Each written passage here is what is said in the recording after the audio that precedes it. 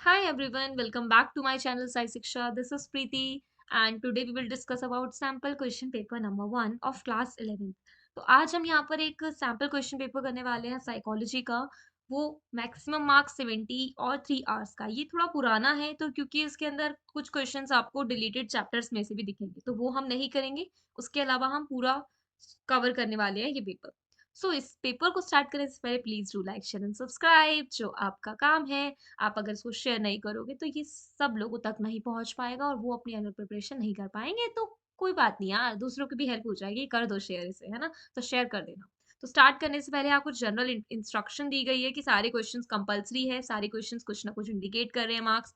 सारे question brief है, answer brief होने चाहिए और आपके टू द पॉइंट होने चाहिए। टू द पॉइंट क्यों बोला भाई? पॉइंट्स में आंसर होने चाहिए और टू द पॉइंट का मतलब यहाँ पर ये है कि भाई एक्यूरेट होनी चाहिए, ठीक है? पार्ट ए जिसके अंदर पार्ट ए के अंदर 10 लर्निंग चेक्स दे रखे हैं 1 मार्कर्स।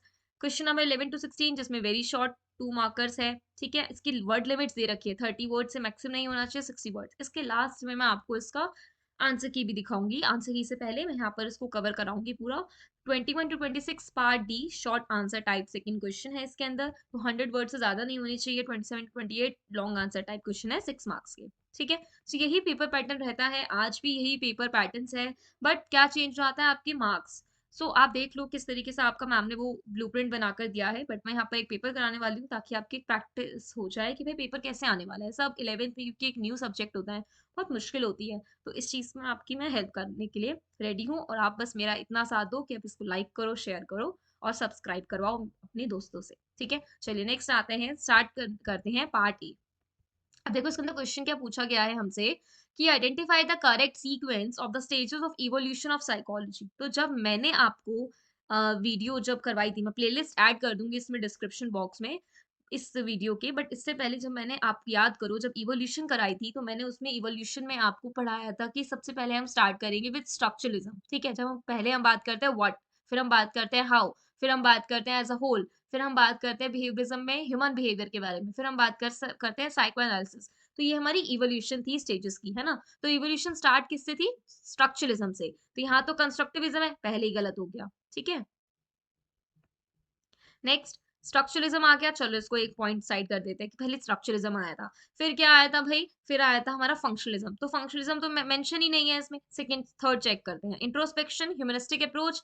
भाई इंट्रोस्पेक्शन कोई इवोल्यूशन का स्कूल नहीं है, ये इसकी एक एक क्या है, फीचर है स्ट्रक्चरलिज्म का ये, ठीक है? तो ये भी क्रॉस हो गया। ये भी नहीं हो सकता कंस्ट्रक्टिविज्म स्ट्रक्चरलिज्म, ये भी नहीं हो सकता। तो आंसर क्या है इसका? बी, क्योंकि स्ट्रक्चरलिज्म फिर जेस्टॉल्ट फिर बिहेवियरिज्म फिर साइकोएनालिसिस, ये एक पूरा सीक्वेंस है, ठीक है? चलो नेक्स्ट क्वेश्चन। ये नहीं, ये वैसे इसका आंसर साइनेप्स है but the gap between two neurons ये हमारा नहीं है, डिलीटेड पोर्शन है। थर्ड पर आओ, बहुत ही इजी क्वेश्चन है। The scientist observe a worth of statement, किसके बेसिस पर? अपनी वर्थ ऑफ स्टेटमेंट को वो ऑब्जर्व करता है on the basis of data collection, है ना? डाटा को कलेक्ट करेगा तभी तो वो कोई स्टेटमेंट दे पाएगा अपनी उसकी, है ना? सो डाटा कलेक्शन, ठीक है? चलिए नेक्स्ट आ जाते हैं। Brain and spinal cord comprise, अच्छा ये क्वेश्चन नहीं है, ये डिलीटेड है। नेक्स्ट आ जाते हैं फिफ्थ पर। Dash means consistency of test result. मैंने अभी चैप्टर 2 की वीडियो अपलोड नहीं करी है बट मैं आपको बताना चाहती हूँ कि कंसिस्टेंसी ऑफ टेस्ट रिजल्ट कहलाता है रिलायबिलिटी। क्या कहलाता है? रिलायबिलिटी। थोड़ी स्पेलिंग मिस्टेक है बट इसका आंसर है रिलायबिलिटी। क्यों? क्योंकि आपको पता है कि हमारे यहाँ पर 3 जनरल से साइकोलॉजिकल टेस्ट करने के लिए इंस्ट्रक्शंस होते हैं, उनके बेसिस पर आपका टेस्ट कंडक्ट होता है। रिलायबिलिटी, वैलिडिटी और एक नॉर्म्स होता है, बट यहाँ पर नॉर्म्स नहीं दे रखा। ऑब्जेक्टिविटी आपको पता होना चाहिए क्या होता है। देखो रिलायबिलिटी होता है कंसिस्टेंट। फॉर एग्जांपल मैंने आपको एक टेस्ट दिया और मैंने आपको बताया था कि चैप्टर 1 का टेस्ट होना है, ठीक है? और उस चैप्टर 1 में मैंने ऑब्जेक्टिव क्वेश्चंस ऐड कर दिए और आपके मार्क्स कितने आए? 10 आउट ऑफ 10 आए। अब नेक्स्ट टाइम पे आपके मार्क्स 10 आउट ऑफ 10 आने चाहिए। तो इसका मतलब हो जाएगा जो टेस्ट का रिजल्ट निकला ना वो कंसिस्टेंट था, एक जैसा था, इसलिए उसमें रिलायबिलिटी थी टेस्ट में, ठीक है? वैलिडिटी होता है कि भाई क्वेश्चंस का सही होना। मैंने टेस्ट मेजर करना है चैप्टर 1 का और मैं आंसर क्वेश्चंस दे दूं आपको चैप्टर 2 के, तो वो इनवैलिड हो जाएगा ना मेरा टेस्ट, ठीक है? तो टेस्ट कैसा होना चाहिए? वैलिड वैलिड होना चाहिए। तो कंसिस्टेंसी कौन बताता है? रिलायबिलिटी बताता है। अब नेक्स्ट क्वेश्चन देखो 6। Dash refers to the extent to which the test measure what it claims to measure. Test वही मेजर कर रहा है जो वो क्लेम कर रहा है मेजर करने के लिए। तो ये क्या हो जाएगा? वैलिडिटी, है ना? अभी हमने पढ़ा, ये क्या हो जाएगा? वैलिडिटी, बिकॉज इसका इंटेंशन है उस चीज को मेजर करने का, ठीक है? नेक्स्ट क्वेश्चन पे आते हैं, 7th क्वेश्चन। बहुत इजी क्वेश्चन है। The process by which an individual grow and changes throughout the life cycle. देखो throughout the life cycle जो भी उसके लाइफ में चेंजेस आते हैं, जो भी वो ग्रो करता है, उसको हम कहते हैं डेवलपमेंट। क्या कहते हैं? डेवलपमेंट। ग्रोथ क्यों नहीं कहते? क्योंकि ग्रोथ एक लिमिटेड पीरियड है, डेवलपमेंट एक कॉन्टिन्यूस प्रोसेस है। इवोल्यूशन जो species by species, generation by generation changes आते हैं, दैट इज कॉल्ड इवोल्यूशन। और नन ऑफ द अबव तो होगा ही नहीं। नेक्स्ट क्वेश्चन पे आते हैं, question number 8।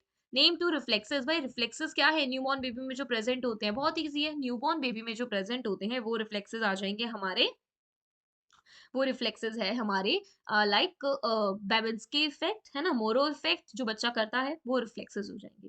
Dash and dash are the receptors for vision. ये आपका 5th चैप्टर का है। रिसेप्टर्स क्या है आपके विजन के लिए? Responsible dash receptors for vision. वैसे ये रिलेटेड पोर्शन में है, पर ठीक है, इसको कर लेंगे हम आंसर ही देखकर। इसका मैं डाउट में हूँ थोड़ा सा। 10th पे आते हैं। The situation where one interviewer interviews another person. एक इंटरव्यूअर जब दूसरे पर्सन से इंटरव्यू कर रहा होता है, तो उसको हम क्या कहते हैं? एक पर्सन दूसरे पर्सन से कर रहा है, इंडिविजुअल टू इंडिविजुअल, है ना? तो ये क्या हो जाएगा? Individual to individual. ठीक है। तो ये 4 तरीके के होते हैं। Individual to group. Individual to group का मतलब होता है कि एक इंसान, एक इंटरव्यूअर एक पूरा फुल ऑफ ग्रुप से क्या ले रहा है? इंटरव्यू ले रहा है। ग्रुप टू इंडिविजुअल एक पूरा ग्रुप एक इंडिविजुअल से ले रहा है इंटरव्यू। एक होता है इंडिविजुअल टू इंडिविजुअल जो मैंने आपको भी बताया, और ग्रुप टू ग्रुप कंडीशन होती है जब एक ग्रुप दूसरे ग्रुप से इंटरव्यू ले रहे होते हैं। ठीक है। चलिए नेक्स्ट आ जाता है पार्ट बी। ठीक है। आई होप ये क्लियर हो गए होंगे आपको सारे ऑब्जेक्टिव क्वेश्चंस। मैं आपको मार्किंग स्कीम लास्ट में दिखाऊंगी और आंसर्स भी दिखाऊंगी करेक्ट। कोई भी दो फंक्शंस एजुकेशनल साइकोलॉजिस्ट के, अब ये आ जाता है 2 मार्कर्स। देखो 2 मार्कर्स में आप ना हमेशा इसका डबल कर लिया करो। जैसे 2 मार्कर्स है तो 4 लाइन मैक्सिमम है कि लिखनी है, 4 या 6।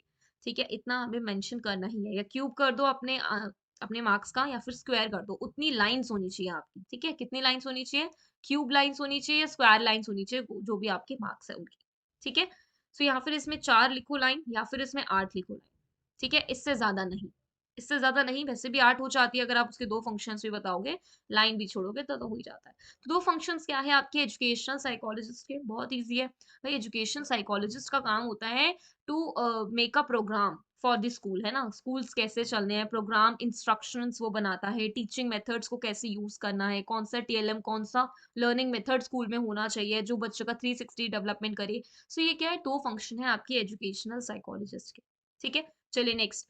What is correlational method? देखो कोरिलेशनल मेथड वो मेथड होता है जिसमें एक पर्सन दो इवेंट्स के बीच में कुछ रिलेशन फाइंड आउट करता है। ठीक है। सो दो वेरिएबल्स या दो इवेंट्स के बीच में जो रिलेशनशिप होता है, the relationship between the two variables is called correlational method. ठीक है। 3 टाइप्स के होते हैं ये, पॉजिटिव, जीरो और नेगेटिव। तो ये होता है आपका कोरिलेशनल मेथड।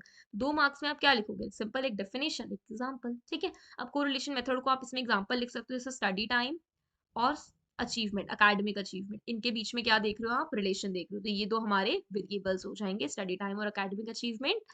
ठीक है। सो ये क्या हो जाएगा आपका? Correlation method. तो इन दोनों के बीच में जो भी रिलेशनशिप आएगा that is called correlational method. ठीक है। नेक्स्ट। एक्सप्लेन जीनोटाइप और फिनोटाइप। जीनोटाइप क्या होता है, फिनोटाइप क्या होता है? यू नो कि जीनोटाइप आपके हेरिडिटरी कैरेक्टरिस्टिक्स होते हैं, और वही कैरेक्टरिस्टिक्स जब ऑब्जर्वेबल फॉर्म में होते हैं उसको हम फिनोटाइप बोलते हैं। ठीक है। फिनोटाइप में क्या आ जाएंगे? आपके इंटेलिजेंस, आपका एप्टीट्यूड, है ना, आपका इंटरेस्ट, ये सब। ऑल और नॉन लो ये भूल जाओ, ये क्वेश्चन में नहीं है। स्पैन ऑफ अटेंशन बेसिकली कितना होता है? 7 - 2 कुछ इस तरीके से होता है स्पैन ऑफ अटेंशन। आपके बॉक्स में दे रखा है चैप्टर नंबर 6 के। ठीक है। नेक्स्ट आता है व्हाट आर वेरिएबल्स। वेरिएबल्स वो है जो वेरी करते हैं। ठीक है, कोई भी दो वेरिएबल्स, इंडिपेंडेंट वेरिएबल्स और डिपेंडेंट वेरिएबल्स, ईवी और डिपेंडेंट वेरिएबल्स। ठीक है। ईडीवी हो जाएगा यहाँ पर, और यहाँ पर आ जाएगा डिपेंडेंट वेरिएबल। इंडिपेंडेंट वेरिएबल जो कॉज होते हैं, और डिपेंडेंट वेरिएबल जो इफेक्ट होते हैं। क्योंकि एक्सपेरिमेंटल मेथड जो है वो कॉज एंड इफेक्ट रिलेशनशिप देखता है। तो एक्सपेरिमेंटल मेथड्स में जो वेरिएबल्स होते हैं वो इंडिपेंडेंट वेरिएबल, डिपेंडेंट वेरिएबल और एक्सट्रेनियस वेरिएबल के होते हैं। ठीक है। सो ये हमारे 2 मार्कर्स क्वेश्चन है। नेक्स्ट आ जाते हैं पार्ट सी पर। पार्ट सी में आपके 17, 18, 19, 20 क्वेश्चन है, सारे करने हैं। वैसे ये वाला क्वेश्चन नहीं करना है क्योंकि ये न्यूरॉन्स का है।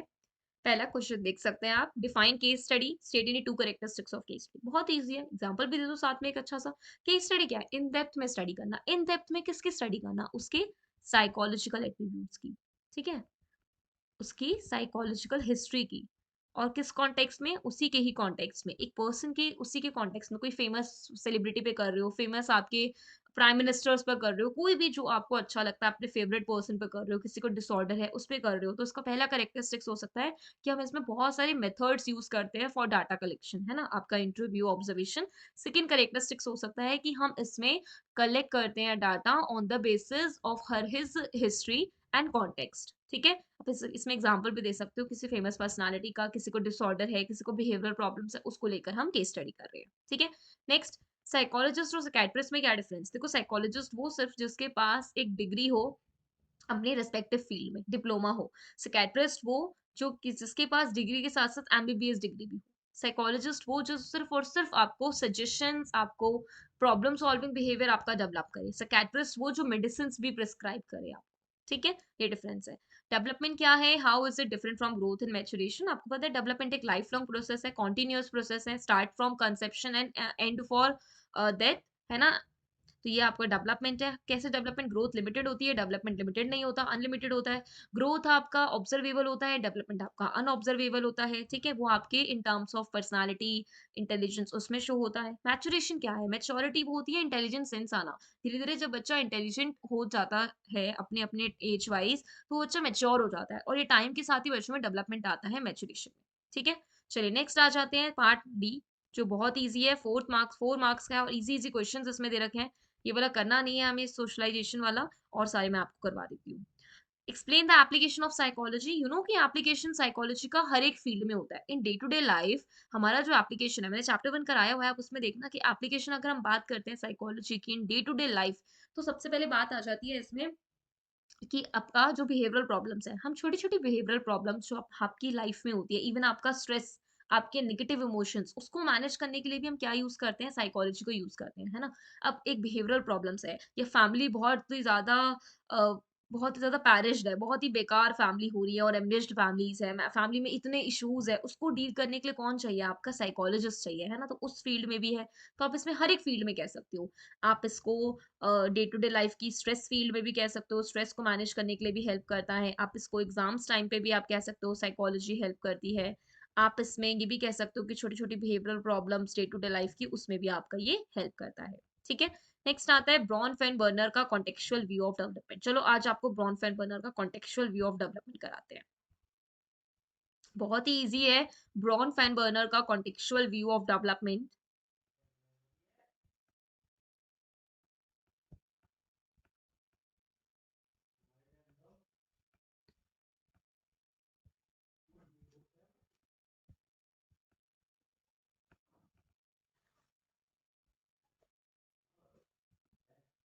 देखिए, सो यहाँ पर आपकी यूनी ब्रॉन फेरबर्नर है, ठीक है? ये, और ये एक अमेरिकन साइकोलॉजिस्ट है जो बॉर्न हुए थे इन 1975 टू 2005। इन्होंने एक कॉन्टेक्चुअल व्यू दिया था डेवलपमेंट का, जिन्होंने एम्फसाइज किया था रोल ऑफ एनवायरमेंटल फैक्टर्स, ठीक है? एनवायरमेंटल फैक्टर्स का बहुत रोल प्ले बताया था इन्होंने इन डेवलपमेंट प्रोसेस, कि एनवायरमेंट ही एक ऐसा प्रोसेस है जिसके थ्रू आपका डेवलपमेंट प्रोसेस होता है। ठीक है? तो इन्होंने देखा कि बच्चे अपने इंटरैक्शन करके मतलब इंडिविजुअल्स जब अपने एनवायरनमेंट से इंटरैक्ट करते हैं, तो वो उसी से शेप आउट होते हैं। तो एनवायरनमेंट का बहुत बड़ा रोल कहा था और उन्होंने यहाँ पर 5 दिए थे। कितने दिए थे? 5। First is micro system, second is meso system, third one is exo system, fourth one is macro system and fifth one is chrono system. तो ये इन्होंने दिए थे। अब यहाँ देख लेते हैं एक बार। ये देखो, ये इनका डायग्राम है।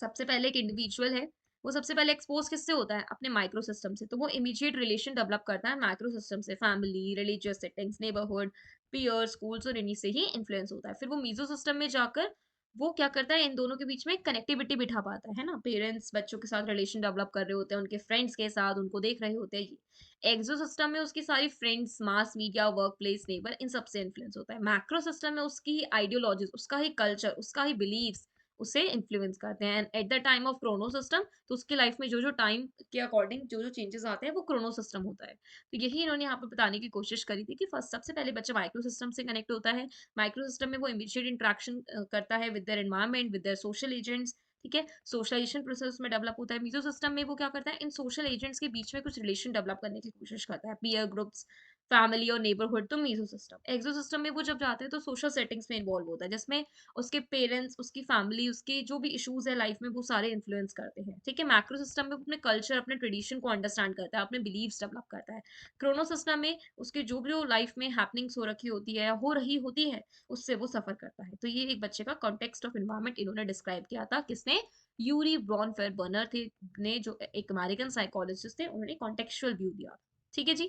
चलिए, तो आ जाते हैं हम दोबारा अपने पेपर पे। तो ये आपका हो गया 4 मार्क्स में, मैंने बहुत अच्छे से समझा दिया। डायग्राम लेबल कर कर आओ, बढ़िया तरीके से फ्लो चार्ट बनाओ, हो जाएगा ये। ठीक है, चलिए नेक्स्ट क्वेश्चन पे आ जाते हैं। 24, name the major schools of psychology. भाई स्कूल्स क्या है साइकोलॉजी के? कोई भी दो बताने हैं। स्ट्रक्चरलिज्म बता दो, फंक्शनलिज्म बता दो, साइको एनालिसिस बता दो, ह्यूमनिस्टिक बता दो, तो कोई भी दो मैं एक्सप्लेन कर देती हूँ। जैसे कि सबसे पहले मैं कर देती हूँ स्ट्रक्चरलिज्म, जिसमें हम फोकस करते हैं व्हाट पर। तो यहाँ पर लिप्जिग जर्मनी में 1849 में उन्होंने एक सेटअप करी थी लेबोरेटरी जर्मनी में, और साथ में आप इसमें इंट्रोस्पेक्शन के बारे में भी लिख सकते हो। इसमें हम व्हाट पर फोकस करते हैं, what are the building blocks of mind, है ना, तो इस पे फोकस किया था विल्हम वुंट ने। स्ट्रक्चरलिज्म के फादर विल्हम वुंट थे। फंक्शनलिज्म की बात करें तो फंक्शनलिज्म के फादर हमारे विलियम जेम्स थे। विलियम जेम्स जिन्होंने अपनी ही लेबोरेटरी सेटअप करी थी, ठीक है, कैम्ब्रिज में। फिर उसके बाद इन्होंने यहाँ पर फोकस किया फंक्शंस पर माइंड के, कि हाउ द माइंड वर्क, है ना, how the mind influence by other things, है ना। तो ये क्या आ जाता है, आपके दो स्कूल्स आ जाएंगे। और भी इसमें आप कर सकते हो, बिहेवियरिज्म बता दो, जॉन वॉटसन के फादर थे, कोई भी, है ना। नेक्स्ट, गोल्स कितने हैं साइकोलॉजी इंक्वायरी के? नोट डाउन करो, 5 है। कितने हैं? 5 है। कौन कौन से? डिस्क्रिप्शन, डिस्क्रिप्शन, इसके बाद प्रिडिक्शन, देन फिर एक्सप्लेनेशन, फिर कंट्रोल, और फिर एप्लीकेशन। ठीक है, यही हमारे 5 गोल है साइकोलॉजिकल इंक्वायरी के। जब भी आप कभी इंक्वायरी करते हो तो कुछ गोल्स कंप्लीट करते हो वन बाय वन। सबसे पहले डिस्क्राइब करते हो, आफ्टर दैट प्रिडिक्ट करते हो, फिर कॉज एंड इफेक्ट रिलेशनशिप देखते हो इन एक्सप्लेनेशन, एंड दैट इनहेंस करते हो, रिड्यूस करते हो कंट्रोल में, और लास्ट में उसको अप्लाई करते हो डे टू डे लाइफ में। तो ये 5 गोल्स है आपके साइकोलॉजिकल इंक्वायरी के। नेक्स्ट आ जाता है explain the steps required for psychology. Note करो, 4 है। कंसेप्चुअल, कंसेप्शुलाइज्ड अ थीम, ठीक है। सेकेंड आ जाता है आपका, जिसमें कॉन्सेप्शुलाइज सेलेक्ट करके थीम, साथ में हाइपोथेसिस बनाते हो, डाटा कलेक्ट करते हो। डाटा कलेक्शन के बाद आप क्या करते हो? डाटा कलेक्शन के बाद आप लोग इसमें ड्राइंग करते हो कंक्लूजन। तो ड्राइंग का कंक्लूजन, कंक्लूजन में बेसिकली स्टैटिस्टिकल हेल्प की वजह से करते हो, और फिर इसके बाद आप उसको रिवाइज करते हो अपनी रिसर्च हाइपोथेसिस को। तो ये इसके 4 स्टेप्स है। ठीक है, सेकंड चैप्टर का क्वेश्चन है ये, बहुत अच्छा क्वेश्चन है, और ये क्वेश्चन शायद आपके पेपर में आ सकता है। शायद इसलिए कह रही हूँ क्योंकि प्राइवेट स्कूल का मुझे इतना कुछ नहीं पता रहता, क्योंकि सबका पेपर मैम बनाती है आपकी, तो सब्जेक्ट टीचर जब बनाएगी तो उसका भरोसा नहीं है वो क्या देगी क्या नहीं देगी। ठीक है, चलिए नेक्स्ट आता है 4 फैक्टर्स क्या है जो इन्फ्लुएंस करते हैं फॉर्मेशन ऑफ आइडेंटिटी को। भाई बहुत ईजी है, आपकी कल्चरल बैकग्राउंड, ठीक है, आपका नेबरहुड, आपके कॉन्फ्लिक्ट्स, आपकी खुद की इश्यूज, है ना, आपका फैमिली स्ट्रक्चर, वो सब इन्फ्लुएंस करता है आपका बिहेवियर। 4 फैक्टर्स वही हो जाएंगे। ठीक है, चलिए नेक्स्ट में आ जाते हैं, पार्ट ई। ठीक है, पार्ट ई पढ़ने जा रहे हैं हम। ये देखो, यहाँ पर सबसे पहले क्वेश्चन है एडोलेसेंस का। Adolescence a period of making choices, pressures, career buildings of self and uncertainties, describing the psychological changes and the problems. तो इसमें आप सारे लिख सकते हो, सारे एस्पेक्ट। फिजिकल एस्पेक्ट लिख दो, फिजिकल एस्पेक्ट में सेकेंडरी और प्राइमरी लिख सकते हो। आप इसमें कॉग्निटिव लिख सकते हो, ठीक है। आप इसके अंदर मोरल डेवलपमेंट वाला एस्पेक्ट लिख सकते हो, आइडेंटिटी फॉर्मेशन लिख सकते हो, बहुत कुछ लिख सकते हो आप इसमें एडोलेसेंस में। ठीक है, सो 3+3 की बाइफिकेशन मैं आपको अभी आंसर की दिखा दूंगी। फिर ये नहीं है आपके में। नेक्स्ट आ जाता है, human behaviour can be control and modified through the application of psychological principles. In this regard explain the relation of psychology with other 3 disciplines. भाई देखो, बहुत सारे डिसिप्लिन्स के साथ आपका साइकोलॉजी कनेक्टेड है, ठीक है। फिलोसफी हो गई, मेडिसिन हो गई, आपकी एसएसटी हो गई, ठीक है, आपका हेल्थ पार्ट हो गया, आपका म्यूजिक हो गया, आर्किटेक्चर इंजीनियरिंग हो गया, आपका कंप्यूटर साइंस हो गया। हर किसी के साथ आपकी साइकोलॉजी इंटीग्रेटेड है, ठीक है। सो वो आपको मेंशन करने हैं, इसमें कम से कम 3 करने हैं, क्योंकि मेंशन है ऑलरेडी 3। और सम में ना, अगर 3 मेंशन करोगे तो एक में कम से कम 3 पॉइंट्स होने चाहिए, ठीक है। चलिए नेक्स्ट आ जाता है, बहुत ही इजी क्वेश्चन है, ये करो या ये करो। इसमें आ जाएगा आपको एक एप्रोप्रिएट इंक्वायरी गोल बताना है इनमें। तो सबसे पहले क्या है, does noise pollution influence the problem solving ability of the individual. तो यहाँ पर आपको क्या बताओगे, कौन सा गोल डिस्क्राइब करोगे? यहाँ पर आप डिस्क्रिप्शन भी करोगे और प्रिडिक्शन भी करोगे। क्या पॉल्यूशन प्रॉब्लम सॉल्विंग एबिलिटी को इन्फ्लुएंस करता है? तो प्रिडिक्ट बताओगे, फ्यूचर एस्पेक्ट्स बताओगे इन प्रिडिक्शन, और डिस्क्रिप्शन में इस चीज को पहले डिस्क्राइब करोगे, ठीक है। Should there be address code for the college students, तो वो क्या करेगा, उसको अप्लाई करेगा ना। सो कंट्रोल और एप्लीकेशन कोड आएगा इसमें, ठीक है। नेक्स्ट आ जाते हैं ट्रैकिंग मेजर लाइफ इवेंट्स। तो इसमें आप डिस्क्राइब भी करोगे, एक्सप्लेन भी करोगे, और साथ में कंट्रोल भी करोगे। ठीक है, सो ये आपके कुछ एप्रोप्रिएट इंक्वायरी गोल्स। सो आपके देख लेते हैं अब आगे मार्किंग स्कीम। देखो सबसे पहले ये हमने कर लिया था। देखो ये रहा इसका आंसर, सकिंग, स्नीजिंग, नीज और कोरिए। ये कॉन्सोनेंट्स आपके में नहीं है, तभी मेरे को लग रहा था कि भाई ये क्वेश्चन मुझे लग रहा है थोड़ा सा गड़बड़। तो कॉन्सोनेंट्स आपके में नहीं है, डिलीटेड पोर्शन में है। और मैं तो वैसे करा देती बट आपके पोर्शन में नहीं है ये, है ना, तो मत करो आप, ज्यादा क्यों ले रहे हो स्ट्रेस, है ना। ये इजी क्वेश्चन था। टू फंक्शंस हमने बात करी थी। सेकंड क्वेश्चन बताया था मैंने। 13th क्वेश्चन मैंने बताया था। 14th आपके में नहीं है। 15th का आप देख सकते हो, 2 मार्कर्स में स्पैन ऑफ अटेंशन की डेफिनेशन है। ये आपका वेरिएबल्स हो जाएगा, जो वेरी करता है वो वेरिएबल्स होता है, चाहे वो कलर हो चाहे वो कुछ भी हो। ठीक है, next part C, case study आपको मैंने बताई थी अच्छे से। डिफरेंट साइकोलॉजिस्ट और साइकियाट्रिस्ट के बीच में, ग्रोथ और डेवलपमेंट के बीच में डिफरेंस लिख कर आना, फिर उसके बाद इसमें आप एक्सप्लेन करना। वैसे ये ना नहीं आपके में नहीं आएगा, बट डेवलपमेंट ग्रोथ का डेफिनेशन इसका डिफरेंस जरूर पढ़ लेना। Next application part, psychology in day to day life, ये रहा। ठीक है, नेक्स्ट आ जाएगा, अच्छे से समझाया ये तो मैंने ब्रॉन फैन बर्नर का बहुत अच्छे से, है ना, तो ये तो आप इसको कर ही लेना अच्छे से। ये है ही नहीं आपके में, मेजर स्कूल्स बता ही दिए। यार ये मेजर स्कूल्स नहीं है साइकोलॉजी की, ये ना गलत है। इसमें स्कूल्स ऑफ साइकोलॉजी आपकी वही है जो इवोल्यूशन है। स्कूल्स अगर यहाँ ब्रांचेस लिखी होती तो ये करेक्ट होता। ठीक है, नेक्स्ट आ जाएगा आपका इसमें गोल्स। बताया मैंने आपको सारे गोल, सारे स्टेप्स बताए। सो ये 4 फैक्टर्स, ये रहा, cultural background, socio economic background, conflicts, उसका अकेलापन, ये सब आइडेंटिटी फॉर्मेशन को इन्फ्लुएंस करता है। एडोलेसेंस मैंने आपको बताया, प्रॉब्लम्स क्या है, चैलेंजेस क्या है, यही 3 है, डेलिंक्वेंसी, सब्सटेंस अब्यूज और ईटिंग डिसऑर्डर। साथ में आपको साइकोलॉजिकल चेंजेस, वो याद है, imaginary audience, personal fable. Imaginary audience वो अपनी सोचता है यार मैं ही सेंटर ऑफ फोकस हूँ, और साथ में पर्सनल फेबल अपनी कहानियां गुत्ता है, वो फॉर्मल ऑपरेशनल स्टेज कॉग्निटिव की, है ना। ये सब मैंने बताया ना, सारे एस्पेक्ट ही एक्सप्लेन करने हैं इसमें। नेक्स्ट ये है ही नहीं आपके में, फिलोसफी किसी के साथ भी कनेक्ट कर दो आप इसे, ये मैंने आपको बताया। Last question, inquiry goals. So that's it, ये चैप्टर हो जाता है। Thank you so much.